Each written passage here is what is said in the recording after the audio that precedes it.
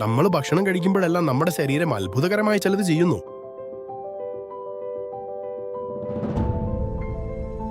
ആമാശയത്തിനുള്ളിൽ വെച്ച് ഭക്ഷണം വിഘടിക്കപ്പെടുന്നു.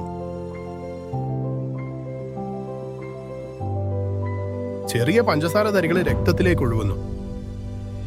ആ പഞ്ചസാരയെ നമ്മുടെ കോശങ്ങളിലേക്ക് എത്തിക്കാൻ പാൻക്രിയാസ് ഇൻസുലിൻ പുറപ്പെടുവിക്കുന്നു.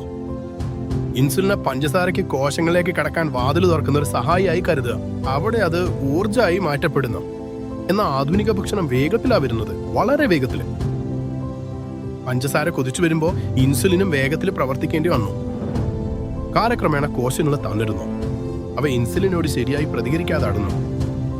കോശങ്ങളുടെ വാതിലുകൾ സാവധാനത്തിലാവും. ചില വാതിലുകൾ തുറക്കുന്നില്ല. ഇത് കോശത്തെ ദോഷകരമായി ബാധിച്ചേക്കാം. ഒരു ദിവസം പാൻക്രിയാസിന് ഇതിനൊപ്പം എത്താൻ കഴിയാതെ വരുന്നു. പഞ്ചസാര രക്തത്തിൽ തന്നെ അവശേഷിക്കുന്നു. ഈ സമയത്താണ് പ്രമേഹം പ്രത്യക്ഷപ്പെടുന്നത്.